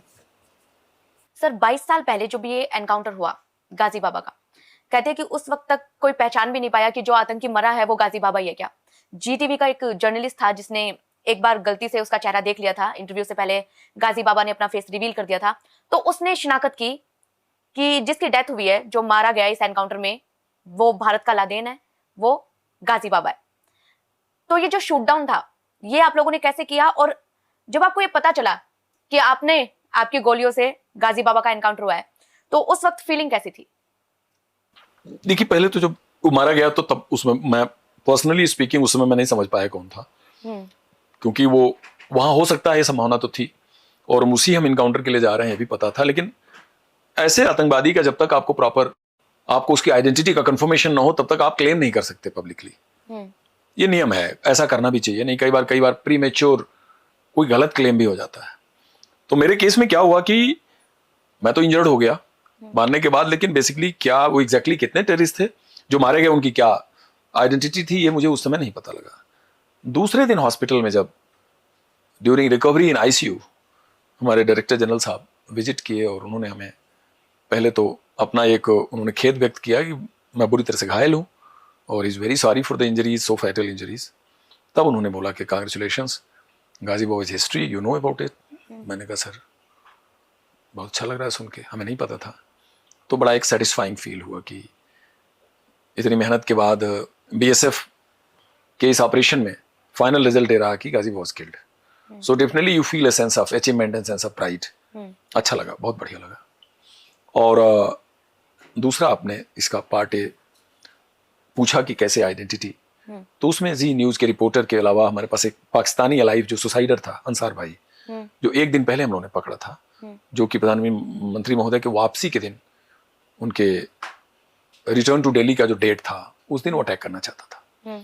तो वो तो गाजी बाबा का डिप्टी चीफ था ही, उसने पहचान की और कुछ इंटरसेप्शंस आए पाकिस्तान से, POK से। उस इंटरसेप्शन को हम लोगों ने रिकॉर्ड किया और इंटेलिजेंस एजेंसी ने कोरेबोरेट किया कि ही इज द पर्सन। तो दैट, और उसके जेब में जो आइडेंटिटी कार्ड मिला उसमें भी ये चीज लिखी हुई थी कि ताहिर नदीम राना, कोड नेम जिहादी, पंजाब पाकिस्तान, ये उसके ID में लिखा हुआ था। टेररिस्ट भी इस तरह की चीज लेके चलते हैं कि ताहिर नदीम राणा उसका नाम था, ओरिजिनल नाम था। तो that is how we confirm उसकी आइडेंटिटी। गाजी बाबा के मारे जाने के बाद कश्मीर कितना बदला? काफी कुछ बदला। जैश जो एक इतनी खतरनाक ऑर्गेनाइजेशन थी जो कि संसद पर अटैक कर सकती है, असेंबली पर अटैक कर सकती है और इतनी किलिंग्स कर सकती है, अक्षरधाम में भी लश्कर के साथ इसका रोल रहा है। तो ये पूरी इस लीडरशिप के मारे जाने के बाद करीब ऑलमोस्ट 12-13 ईयर्स तक JNK में टेररिज्म बहुत कम था। वैसे भी आप देखें तो 2004 सेकेंड हाफ के बाद से 2011 तक तो बहुत ज़्यादा कश्मीर का टेररिज्म बिल्कुल पीस लाइन पे चला गया था। उसके बाद जब थोड़ा एक जम्मू एंड कश्मीर दोनों ही पार्ट के बीच कुछ एक पॉलिटिकल मुद्दों को लेकर के अनरेस्ट शुरू हुआ और फिर हिजबुल मुजाहिदीन के बुरहान वानी का जो फेज़ आया उसके बाद से फिर कश्मीर डिस्टर्ब हुआ, लेकिन गाजी बाबू के मारने के बाद करीब 2016 तक कश्मीर बहुत में जैश का कोई अटैक नहीं था। मतलब जैश का इतना- अगला अटैक 2 जनवरी 16 को ही हुआ पठानकोट एयरबेस पे। एक आतंकी और इतना पावरफुल कि जिसने ऑर्गेनाइजिंग इतनी- कैपेसिटी, लीडरशिप उसकी भी, क्योंकि टेररिस्ट आउटफिट के अंदर भी उनको भी फाइटर चाहिए, उनको भी पोटेंशियल टेररिस्ट चाहिए जो उनके इस मुहिम को आगे बढ़ा सकें। ऑर्गेनाइजिंग कैपेसिटी होनी चाहिए, इतनी बड़ी प्लानिंग करने की क्षमता होनी चाहिए। तो आतंकियों को भी आतंकी काबिल चाहिए, बिल्कुल। और सिक्योरिटी फोर्सेस को जवान। सिक्योरिटी फोर्सेस के पास better training, better preparation, better technique, motivation अलग है। तो सिक्योरिटी फोर्सेस को तो हमेशा उनसे एक कदम आगे तैयारी करनी पड़ेगी ऐसे टेररिस्ट को मारने के लिए। 7 गोलियां लगी आपको, घर पे कैसे बताया? घर पे देख लिया लोगों ने, लगी थी तो टांके आके लगे थे, पाइप लगी थी, पट्टी बंधी थी, डॉक्टरों ने बता दिया 7 लगी है। वाइफ बच्चे वहीं थे, वो तो हॉस्पिटल में विजिट किए तो उन्होंने हमारा साजो सामान पूरा देख लिया, उन्होंने शरीर कटा फटा, पाइप पड़ी, टांकी लगे, फिक्सेटर लगा हुआ, ड्रेन पाइप लगी हुई, कैथेटर लगा हुआ, बस गिन लिया लोगों ने, लगी तो लग गई है। तो 3 आपकी मेजर सर्जरी हुई और 4 साल 4 हुई, 4 सर्जरी। 4 सर्जरी हुई। 4 सर्जरी तो पेट की हुई, हाथ की सर्जरी तो अलग ही थी, ये अलग चैप्टर था, पेट का अलग चैप्टर था। 2003 में ही हुआ हाथ का। हाथ में भी सर्जरी के बाद भी ये पूरा सेटल नहीं हुआ, इसका जो एल्बो है, एल्बो में सबक्यूटेनियस यहाँ पर हो जाता है। अभी लास्ट ईयर 2024 में भी पस हो गया था, तो इसको एंटीबायोटिक से ठीक किया, फिर सुई से निकाला उन्होंने पस, क्योंकि अंदर प्लेट और स्क्रू है, कभी कभी इन्फेक्शन हो जाता है। लिमिटेड यूज कर लेते हैं हाथ का। पेट की सर्जरी 4 हुई, एक तो जब हुई जब गोली लगी थी, उसको एक्सप्लोरेटरी लेप्रोटोमी बोलते हैं। बाद में एम्स में 2007 में 3 सर्जरी एक ही कैलेंडर ईयर में हुई, जिसको टोटल कोलेक्टोमी, इलियस्टोमी, ऐसे मेडिकल जो टर्म्स हैं, जिसमें मेरी बड़ी आंत निकाल दी।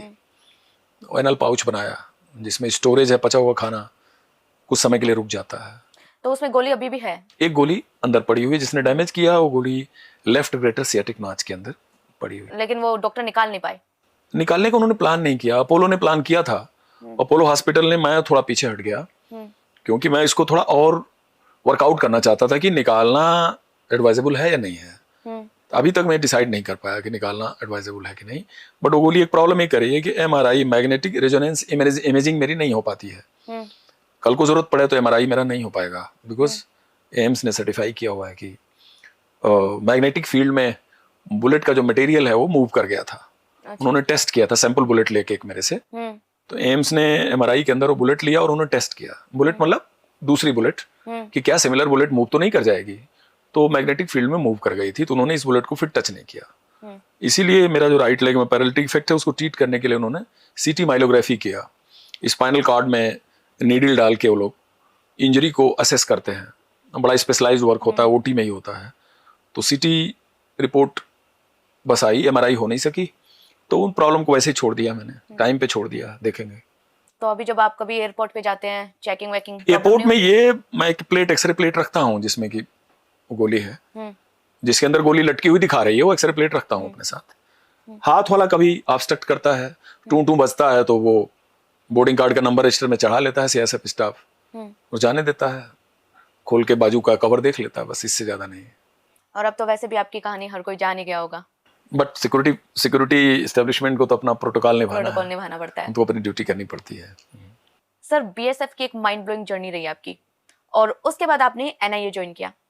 क्या डिफरेंस है BSF के और NIA के वर्क कल्चर में? कितना फर्क है इन दोनों के काम? देखिए, BSF एक फोर्स है, मतलब एक largest border guarding force of the world, first line of defence of India on Pakistan and Bangladesh border. Almost 3200 kilometre Pakistan के अगेंस्ट और 4002 किलोमीटर बांग्लादेश के अगेंस्ट ये फोर्स डिप्लॉयड है 1965 से। तो इसका एक कॉम्बैट रोल है, इन्फिल्ट्रेशन, टेररिज्म, क्राइम को रोकना और बॉर्डर के सरहद की इंटेग्रिटी, देश की इंटेग्रिटी को बचाना। वार टाइम रोल भी है BSF का। तो टेररिज्म के लिहाज से BSF में हम एक कॉम्बैट रोल में थे। आतंकवादी एरिया में डिप्लॉयड है, उसी एरिया में वो भी रह रहे हैं, उसी एरिया में हम भी रह रहे हैं। उनका पता करना, उनको ट्रेस करना, उनको घेरना, उनको डिस्ट्रॉय करना, उनको पकड़ना, उनको मारना, ये हमारा रोल होता था। लेकिन NIA एक अलग रोल के लिए बनी है। NIA बनी थी 26/11 मुंबई अटैक के बाद। लश्कर तोयबा, सेम लश्कर तोयबा जिसने 22 अप्रैल को पहलगांव कांड किया है, इसी लश्कर तोयबा ने 26/11/2008 में किया था मुंबई में। इस अटैक के बाद भारत सरकार ने ये महसूस किया कि नेशनल और इंटरनेशनल महत्व के आतंकवादी घटनाओं के जांच के लिए एक फेडरल एजेंसी होनी चाहिए, जिसमें एनआईए बनी और मैंने ज्वाइन किया। वहां रोल अलग इसलिए था कि वो एक इन्वेस्टिगेटिव रोल था और इंटेलिजेंस बेस्ड ऑपरेशनल रोल था, जिसमें आप आतंकवादी घटना के पीछे जितनी साजिश है ना, आप उस साजिश की कड़ियों को इन्वेस्टिगेट करते थे कि ये कहां से शुरू हुआ, कहां आया, फिर अगली जर्नी रही, फाइनली ये चेंज हुआ एक अटैक में। बीएसएफ में हम उस पर्टिकुलरली अटैक को इनकाउंटर कर रहे हैं, लेकिन एनआईए के रोल में उस अटैक के पीछे क्या कॉन्स्पिरेसी रही है, हम वो पहलू देख, उसे प्लान कैसे किया गया, exactly conspiracy part which is very important. तो वो पहलू देखने को मिला, जो बड़ा अच्छा एक्सपोजर था, बड़ा अच्छा अनुभव रहा कि ये पता लगा कि ऐसे होता। बुरहान वानी 2017 तक स्टोन पेल्टिंग चली, 2015, 16, 17 जब तक बुरहान वानी एक्टिव था, फिर उसका जब एनकाउंटर हुआ और उसकी डेथ के बाद भी 2017 तक कश्मीर में भयानक दौर चला स्टोन पेल्टिंग का, पत्थरबाजी का। उस पत्थरबाजी को कैसे कंट्रोल किया एनआईए ने? मुझे जहां तक ख्याल है कि बुरहान वानी को तो वहां के जिहादी और जमात इस्लामी एलिमेंट ने जो कश्मीर के अंदर आतंकवाद जारी रखना चाहते थे, उन्होंने तो बुरहान वानी को एक पोस्टर बॉय के तौर पे पेश किया। यानी मीडिया का, सोशल मीडिया का जमाना आ गया था, तो उसको पोस्टर बॉय देखने में स्मार्ट था, थोड़े लोकल पॉपुलेशन के अंदर उसकी एक जिसको कहते हैं ना पॉपुलैरिटी थी, और वो सोशल मीडिया के जरिए पब्लिक को अपना हीरोइज्म कन्वे करता रहता था। ये अलग बात है कि इनकाउंटर में फंसा तो एक गोली भी नहीं चला सका, मारा गया जब, तो he could not fire even, एक गोली भी नहीं चला नहीं, सका, और मतलब बंदूकें लेके बड़ी-बड़ी हीरोइज्म सोशल मीडिया में दिखाना और एक्चुअल गन लेके फाइट करने में अंतर है। फर्क है।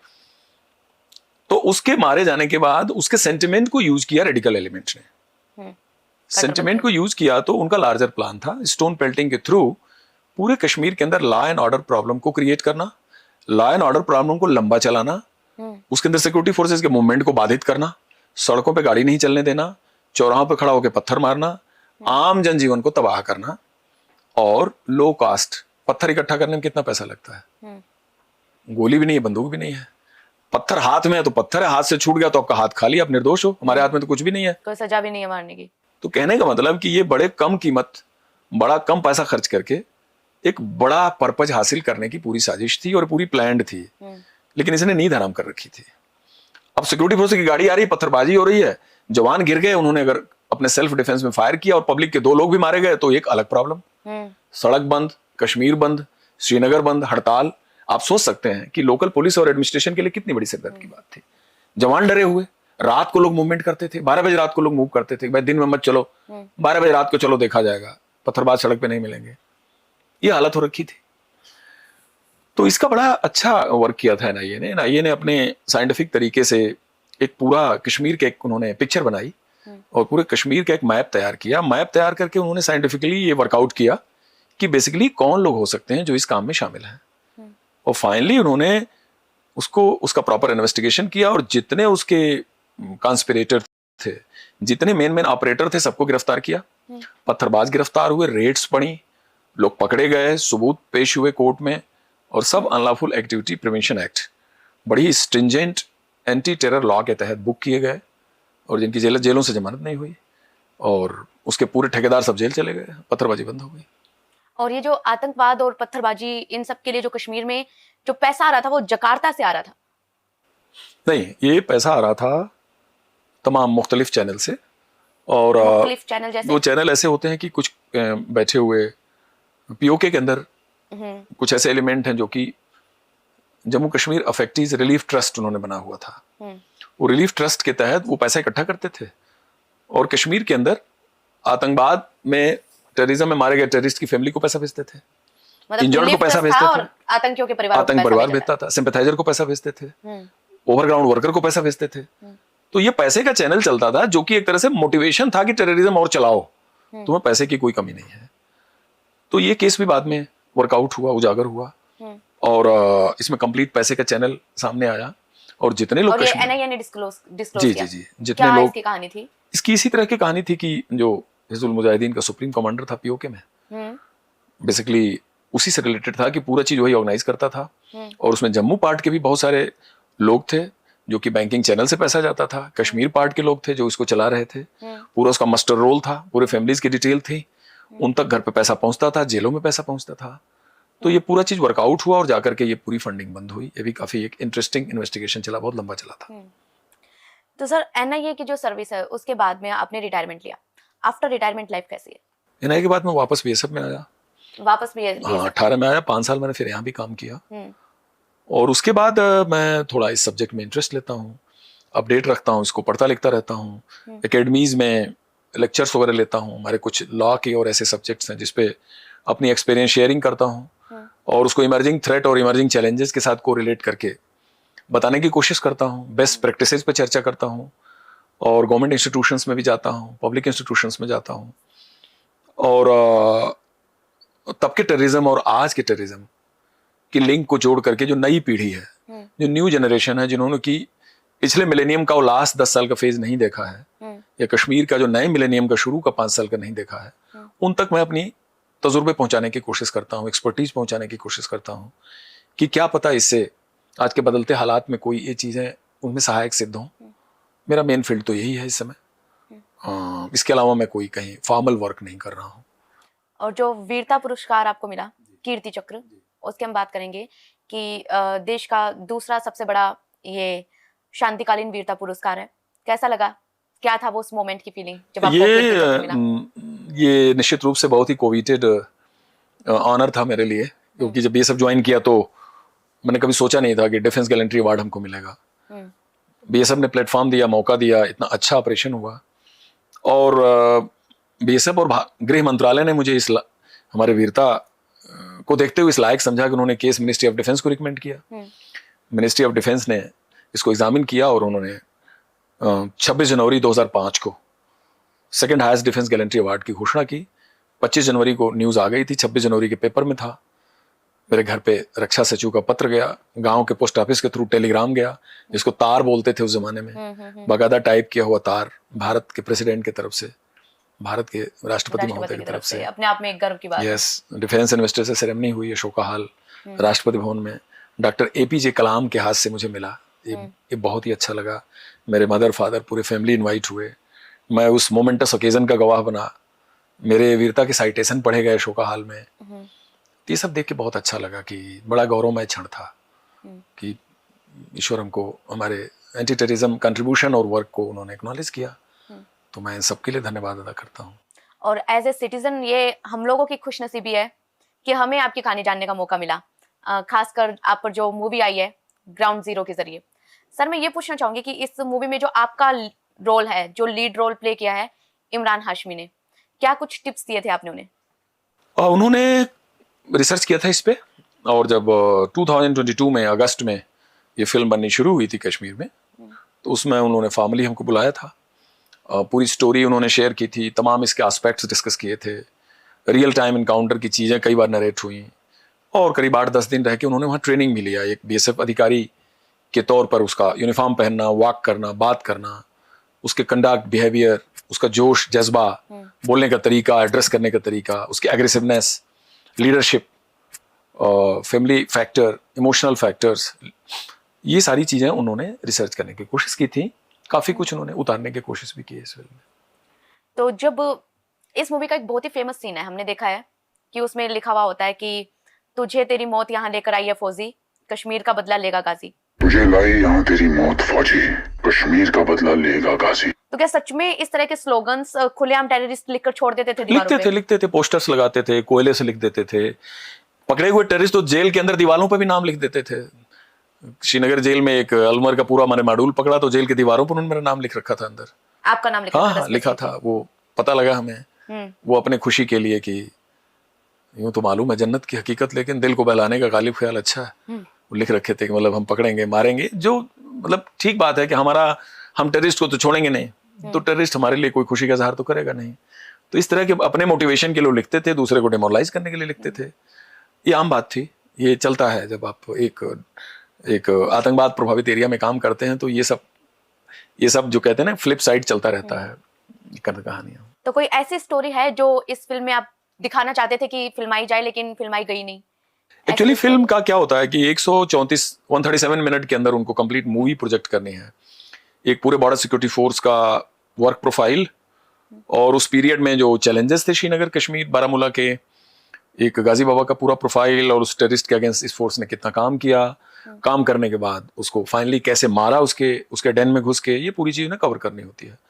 और कुछ कुछ सिनेमाटोग्राफिक फ्रीडम भी लेना होता है प्रोड्यूसर को। तो इन सबका सामंजस्य बिठाते बिठाते कुछ चीज रहती हैं, कुछ चीज जुड़ती हैं, क्योंकि this is a dramatic product for the public to view.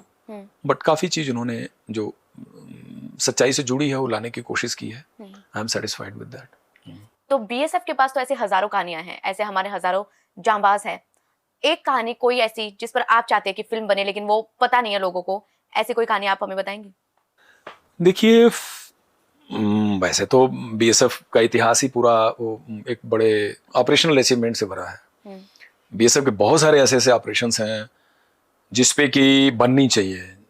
एक पापा 2 करके एक बीएसएफ का बहुत बड़ा सेंटर था कश्मीर की शुरुआती टेररिज्म के दिनों में, जो कि हब हुआ करता था कश्मीर में। पापा 2, उसका नाम ही पापा 2 बोलते हैं। हैदर पिक्चर में मामा 2 उसको बोला गया। हैदर फिल्म अगर आपने देखी होगी शाहिद कपूर की, जिसमें बिस्मिल बिस्मिल करके गाना है, अच्छा, तो हैदर मूवी में उसी को मेंशन किया गया है पापा 2 कॉपीराइट की वजह से। मामा 2 बोला गया। तो पापा 2 एक ऐसा सेंटर था जो टेररिज्म का पूरा ग्रिड हैंडल करता था कश्मीर का। वो एक ज्वाइंट इंट्रोगेशन सेंटर भी था, उसके अपने आप इंटेलिजेंस कंपोनेंट्स थे, उसके पास फाइटिंग ट्रूप्स थे, और उन्होंने कश्मीर में बहुत काम किया। था कहाँ वो? ये हरी पर्वत श्रीनगर सिटी के अंदर ही था। श्रीनगर में अब अब तो राज्य सरकार को हैंडओवर हो गया वो बिल्डिंग। अच्छा। उस समय उस फेज के लिए मिला था, बट इस टीम ने बहुत काम किया। अगर आप कश्मीर के टेररिज्म को से कनेक्ट करें तो इस टीम ने बहुत वर्क किया था, और इनके पास बड़े बड़े हिस्टोरिकल ऑपरेशंस हैं। और उस समय उन हालातों में कैसे वो करते थे, वो बड़ा भारी लर्निंग चीज है पब्लिक के जानने के लिए है कि ये। और 71 वार में जो बीएसएफ का कंट्रीब्यूशन रहा है वो निश्चित रूप से किसी न किसी रूप में पब्लिक के सामने आना चाहिए। बड़ा ही लेस टोल्ड स्टोरी है बीएसएफ का कंट्रीब्यूशन 1971 वार में। 5 साल 5.5 साल के अंदर कोई central arm police forces, border guarding forces Pakistan के खिलाफ एक वार लड़ी हो, जिस वार के अंदर महावीर चक्र हो, 9 वीर चक्र हो, 12 वीर चक्र, ये बहुत बड़ी भारी वीर गाथा है। वीर चक्र, महावीर चक्र सेक्रीफाइस किए बगैर नहीं मिलता, और उसमें जीवित कोई नहीं है, सब पोस्टमस है। सबकी अलग कहानियां हैं, वेस्टर्न फ्रंटियर, ईस्टर्न फ्रंटियर दोनों। तो ये 2 एरिया मैं मानता हूं कि इन्हें जरूर फ्यूचर में किसी न किसी स्टोरी राइटर को ये थीम पिकअप करनी चाहिए और उसको डेवलप करना चाहिए for the larger viewership of the public to get it motivated, ऐसा मेरा मानना। आपका फेवरेट हीरो कौन है, रियल लाइफ और रियल लाइफ अलग अलग? मैं बहुत ज्यादा फिल्म देखता नहीं, बट बहुत सारे हैं जिनको अलग अलग रोल में मैं अलग अलग तरीके से पसंद करता हूँ। हमारे टाइम में तो जिंदगी में पहली फिल्म जिंदगी मैंने अमिताभ बच्चन की देखी है, तो अमिताभ बच्चन जी के लिए मेरा बड़ा भारी रिगार्ड है। 8वीं में पढ़ रहा था मैं, 13 साल का था। My father was my teacher, तो वो इंग्लिश का चैप्टर पढ़ा रहे थे, how a cinema picture is made. तो अगले दिन मुझे शहर में ले गए 40 किलोमीटर दूर। हम बुआ के यहाँ ठहरे, तो माया टाकीज था, उसमें फूफा और वो टिकट बुक किए, बोले तुम्हें पिक्चर दिखाने ले चलना है। तो रोटी कपड़ा और मकान अमिताभ बच्चन की पिक्चर देखी मैंने। पहली बार लाइफ में लगा कि सब पर्दे पैसा दिखता है, और वो महान कलाकार आज भी उतने ही फ्रेश और उतने ही पब्लिक के लिए मोटिवेशन है। I like him. हम लोग भी इस विंटेज एरा के हैं। बाकी नए जनरेशन की भी पिक्चरें देखता हूँ, अच्छा लगता है काफी। सर, ये जो आपके बैकग्राउंड की बात करें, गोरखपुर से आते हैं और यूपी में हाल ही के सालों में अलग अलग समय पर कई सारे टेररिस्ट पकड़े गए हैं। कितना बड़ा ये थ्रेट है नेशनल सिक्योरिटी के लिए? देखिए, टेररिस्ट का देश के अंदर पकड़ा जाना और उनकी उपस्थिति तो अपने आप में थ्रेट ही है। यूपी बड़ा राज्य है। उत्तर प्रदेश के हिस्ट्री से तो टेररिज्म का बहुत कनेक्शन भी पुराना रहा है, और इंडियन मुजाहिदीन के जितने अटैक हुए थे 2006 से 10 के बीच में, उसमें बहुत सारे अटैक यूपी के अंदर हुए थे, जिसमें गाजियाबाद शुरू करिए और बनारस तक आप चले जाइए। गाजियाबाद कोर्ट का अटैक, लखनऊ कोर्ट का अटैक, शीतला घाट का अटैक, दशाश्वमेध घाट का अटैक, संकट मोचन का अटैक, गोरखपुर ब्लास्ट, श्रमजीवी एक्सप्रेस ब्लास्ट, आप करते जाइए आपको सब मिलेगा। उसके अलावा अयोध्या रामभूमि पे, जन्मभूमि पे अटैक हुआ था। रामपुर सीआरपीएफ ग्रुप सेंटर पे अटैक हुआ था। तो देखा जाए गोरखपुर कह रहा हूँ, उत्तर प्रदेश अपने आप में जिहादी एलिमेंट से रिलेटेड टेरर अटैक से काफी कनेक्टेड रहा है, और यूपी एटीएस ने बड़े अच्छे काम किए हैं टेररिज्म के कमर तोड़ने में, बड़े अच्छे केसेस डिटेक्ट किए हैं। तो उत्तर प्रदेश एक बड़ा राज्य है, यहाँ पर रेडिकल एलिमेंट, टेरर एलिमेंट का होना तो चिंता की बात है, बट एक चीज बड़ा अच्छा है कि वहाँ की जो एंटी टेररिज्म स्क्वाड है उन्होंने बहुत अच्छा वर्क किया। सर, एक सक्सेसफुल काउंटर टेररिस्ट ऑपरेशन के लिए आप क्या एडवाइस देंगे? पहला एडवाइस मैं दूंगा कि ये एक डेडिकेटेड वर्टिकल बनना चाहिए, यानी इसको आप एक स्पेशलाइज्ड सब्जेक्ट के तौर पे डेवलप करना चाहिए देश को। एंटी टेरर ऑपरेशन या एंटी टेरर स्क्वाड ही नहीं, इसके में सुपर स्पेशलिटी होनी चाहिए। हमारे देश में लश्कर तोयबा पे ही एक कंप्लीट वर्टिकल होना चाहिए, जैश ए मोहम्मद पे होना चाहिए। इसी तरह से आपका पॉपुलर फ्रंट ऑफ इंडिया है जो कि काफी डेंजरस ऑर्गेनाइजेशन है, या कोई भी इमर्जिंग मॉड्यूल जो हो रहा है जो इनसे कनेक्टेड है, तो इसको एडहाक तौर पे हमें आतंकवाद को नहीं डील करना चाहिए। यानी जिस तरह से आतंकवाद को डील करने के लिए आप एक स्पेशल ऑर्गेनाइजेशन क्रिएट किए, नेशनल इन्वेस्टिगेशन एजेंसी, आपने स्पेशल लीगल फ्रेमवर्क तैयार किया, उसी तरह से आपको स्पेशलाइज्ड रिसर्च और स्टडी सेंटर बनाना चाहिए, जो कि एक्सपर्टीज एंड एक्सपीरियंस लोग, प्रैक्टिशनर लोग उसको ओवरऑल कंप्लीट दुनिया के केस स्टडी को लेके उसे डेवलप करें। और जितनी पार्टनरशिप एजेंसीज हैं वर्ल्ड की, उनके इंफॉर्मेशन बेस को इकट्ठा करें, अपने देश के जितने पास्ट डोजियर्स हैं information base and digital repository उस पर काम करें, और इसको एक फिलॉसफी के तौर पर डेवलप करें, क्योंकि यह समस्या खत्म होने वाली नहीं है। तो हमको फ्यूचर चैलेंजेस को डील करने के लिए, और इसके लिए जो पुलिस या सेंट्रल आर्म पुलिस फोर्सेस जिसके भी जो टीम बनती है कॉम्बैट टीम, उसको प्रॉपर इंसेंटिवाइज करें। यानी टेररिज्म लड़ना एक बड़ा रिस्क वाला काम है, तो एंटी टेरर स्क्वाड्स को थोड़ा और इंसेंटिव देना चाहिए, जिससे कि लोग मोटिवेट होके आए इसमें। जब आप इसको पुलिस के अंदर ही दूसरी रिस्पॉन्सिबिलिटी से ज्यादा अट्रैक्टिव बनाएंगे तब लोग आएंगे, वरना कोई अपनी जान क्यों दांव पे लगाएगा? तो थाने में जाएगा, बोलेगा हमें पुलिस स्टेशन में काम करना है, क्यों फालतू जाना है इस इन्वेस्टिगेशन में, क्यों हम एंटी टेररिज्म में। तो इसको आप मोटिवेटेड लोगों का ग्रुप बनाइए और इनके लिए आप इंसेंटिवाइज करिए, और आपका इंफॉर्मेशन बेस इतना तगड़ा होना चाहिए कि जिसको आप कभी इंट्रोगेट करिए ना, तो आपको पूरे जनकुंडली होनी चाहिए। हमारे यहाँ प्रॉब्लम क्या है ना कि बहुत सारी चीजें मिसिंग हो जाती हैं, डेटाबेस में नहीं होती हैं, तो पूरी कथा होनी चाहिए आपके माइंड में। वो बेस्ट इंट्रोगेटर है, तभी आप टेररिस्ट को तोड़ सकते हैं, और तभी आप मॉड्यूल को ब्रेक कर सकते हैं, और पब्लिक के अंदर ह्यूमन वर्टिकल आपका बहुत तगड़ा होना चाहिए। सर, बहुत सारी यूथ आपको देख रही है, और फ्यूचर में अब आपका इंटरव्यू देखने के बाद वो भी एनकाउंटर स्पेशलिस्ट बनना चाहेंगे। आपका कोई फेवरेट कोट जो आपको टफ सिचुएशन में मोटिवेट करता हो, वो आप हमें बताइए। फेवरेट कोट हमारा यही है कि विजय तब्बे अलंका तरणियो जलने थी। थोड़ा यानी इक्विपमेंट बहुत ज्यादा मैटर नहीं करते, मन की मजबूती बड़ी जरूरी है। लंका पे विजय पानी थी, और समुद्र जैसा ऑब्स्टेकल था, और लंका का राजा कौन था? रावण था। तीनों लोगों को स्वामी था, और भगवान राम के पास सेना कौन सी थी? वानरों की, बंदर भालू थी। समुद्र पार करना था। तो जो डिफिकल्ट मिशन है, उन डिफिकल्ट मिशन को पाने के लिए आपको मेंटली बहुत स्ट्रांग होना जरूरी है, क्योंकि परिस्थितियां जब आएंगी तो जरूरी नहीं आपके पास सारे इक्विपमेंट, सारे साजो सामान हो। वहां आपका माइंड और हार्ट लड़ता है, आदमी का पुरुषत्व लड़ता है। क्रिया सिद्धि सत्व भवति महताम नोपकरणे, यानी क्रिया सिद्धि जो होती है सत्व भवति, वो ह्यूमन बीइंग के अपने हार्ट और माइंड की मजबूती से होती है, उपकरणों से नहीं। हालांकि उपकरण भी उतने ही जरूरी है। Thank you so much sir. आप जैसे लोग होते हैं जो अपनी नेक्स्ट जो जनरेशन होती है उसका फ्यूचर सिक्योर करते हैं अपनी खुद की जान दांव पे लगा के, और आपने जो कुछ भी देश के लिए किया है उसके लिए हमारी यूट्यूब फैमिली की तरफ से मैं आपको बहुत बहुत धन्यवाद देना चाहूंगी, आपको सैल्यूट करना चाहूंगी। Thank you so much. और उम्मीद करेंगे कि आपसे वापस रूबरू होने का हमें मौका मिले, और इस तरह की जो भी जितनी भी कहानियां हैं उन्हें हम हमारे पॉडकास्ट के जरिए आपके सामने ला सके। अगर आप भी यही चाहते हैं तो हमें कमेंट करके जरूर बताइएगा। साथ ही ये बताना ना भूलें कि आप हमें कहां से देख रहे हैं और ये स्टोरी आपको कैसी लगी। हम मिलेंगे किसी नई कहानी के साथ, किसी नए पॉडकास्ट के साथ। तब तक के लिए धन्यवाद।